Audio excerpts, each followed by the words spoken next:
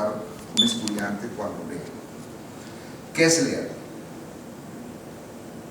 Esa pregunta la hemos hecho acá. Sí, entonces, leer básicamente es interpretar primero, o sea, primero recuperar la información de lo que uno lee, es la recuperación de algo, y luego viene la segunda parte, que es lo que hace las diferentes pruebas. ¿Cómo relaciona usted eso que lee? ¿No? Para lo que llaman ideas principales, ideas secundarias, ¿cómo relacionar eso? O sea, ¿qué imagen se le está haciendo a usted en la parte donde entran los psicólogos? Es decir, ¿qué es lo que es lo cognitivo que desarrolla usted ahí en esa lectura? ¿No? Y esa aplicación la hace la prueba PISA. Si nosotros analizamos las pruebas, va en eso. Primero en recuperar la información, luego en interpretarla, o sea, relacionarla, y luego reflexionar sobre lo que uno lee, para que haya cosas metacognitivas, para que actúe la metacognición. Es decir, ir más allá de ese conocimiento, o sea, la lectura crítica, que es donde estamos en la aplicación de eso. El problema es que los niños leen, pero no recuperan, no interpretan, no reflexionan, luego no pueden tener lectura crítica. Entonces, ¿cuál es el trabajo de nosotros? Enseñarles a ellos a recuperar mejor la información. ¿Y cómo se recupera la información en los párrafos? Con párrafos cortos. ¿Qué se leyó? ¿Usted qué cree que leímos? Entonces, todas esas preguntas de entrada, con saberes previos sobre la lectura de algo, empezar a desmenuzarlo y luego relacionarlo. Cuando tú relacionas lo que lees, inmediatamente ya se arma el concepto, sale el concepto, la idea principal, bueno, yo no llamaría la idea principal y secundaria, sino llamaría, tú dices, ¿cuál es la intención que tiene este párrafo? ¿Cuál es la intención que tiene este otro? ¿Y cómo relaciono esa intencionalidad? Entonces yo ya me vuelvo crítico, ya estoy reflexionando sobre eso. Entonces cuando nosotros, por eso cuando yo hago, cuando esta experiencia que estamos haciendo acá, no es solamente para los profesores de lenguas, es para todos.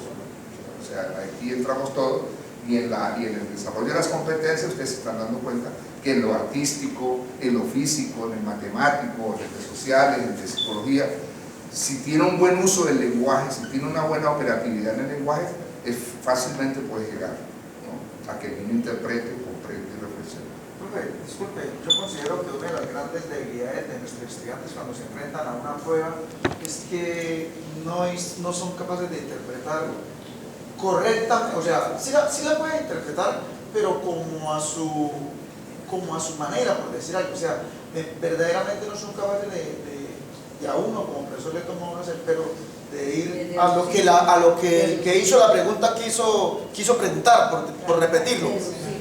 O sea, uno la interpreta y uno cree que como la interpreta uno dice, es la A, pero no era la interpretación adecuada para llegar a la C, que era la correcta.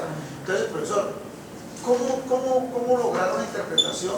Es decir, concisa. Que sea la concisa, que no sea como la de nosotros, que es la de divagar.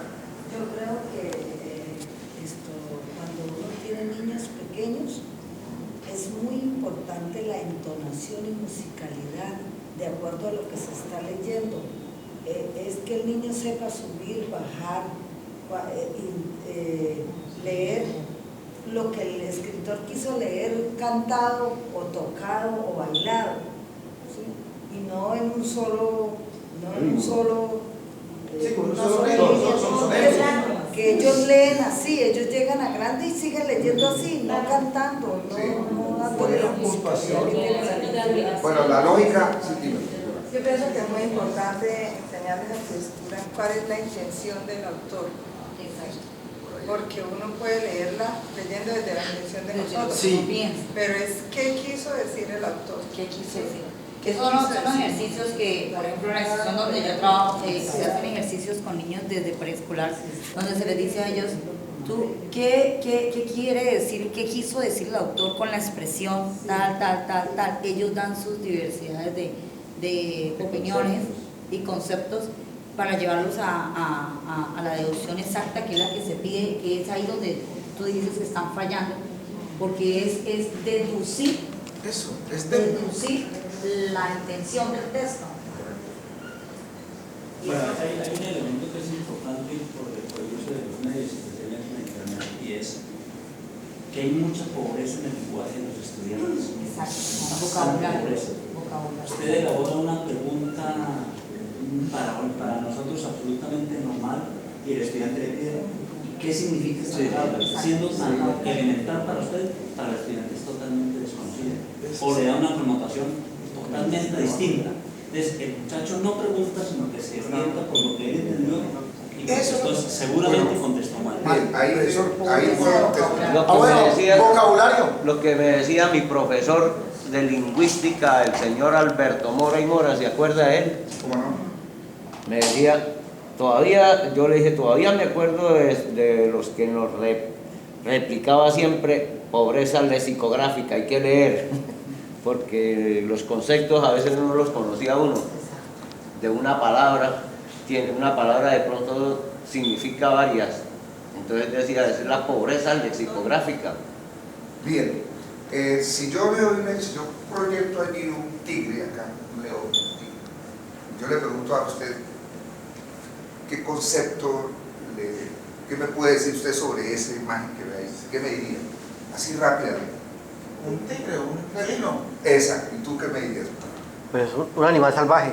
Ajá. Un animal feroz. ¿Sí ve cómo las opiniones? Sí. Ese es el primer problema cuando la gente lee, también va teniendo su propio concepto. ¿Cuál otro? ¿Cuál otro podría ser? Puede ser, ¿quién más? Salvaje. Peligroso, o sea, carnívoro. Entonces, fíjese que de acuerdo a la imagen, de acuerdo a lo que tú lees, tú tienes una opinión. Es muy difícil que marcar una sola opinión por todo. Lo que sí hay que ver es la ideología.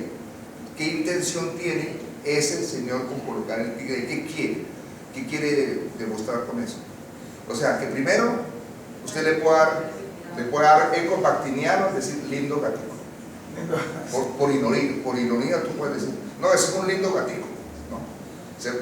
Se muestra como un tigre, pero es un lindo gatico, ¿no? Eso puede ser un concepto irónico, el eco bactiniano que llaman los lingüistas.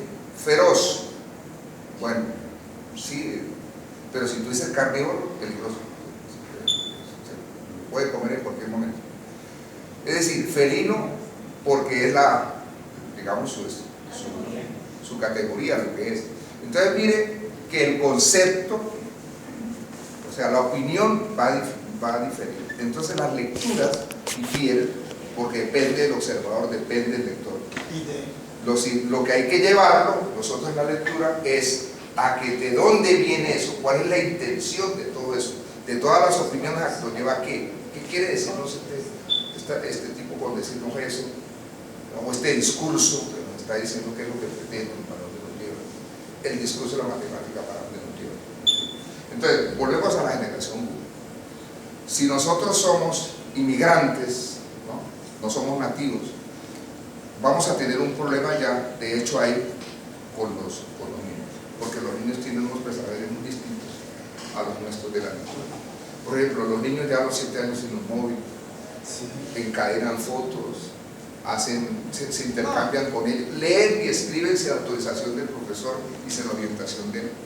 Si producen textos, los niños producen textos con mala ortografía, con buena ortografía, por lo que sea, uno no puede negar que se comunican, cómo se encadenan fotos y colocan sus personajes de novelas y todo, y se contestan, tienen sus blogs donde ellos hablan unos, por ahí unos niños que saben hacer, tienen mucha habilidad para los TIC.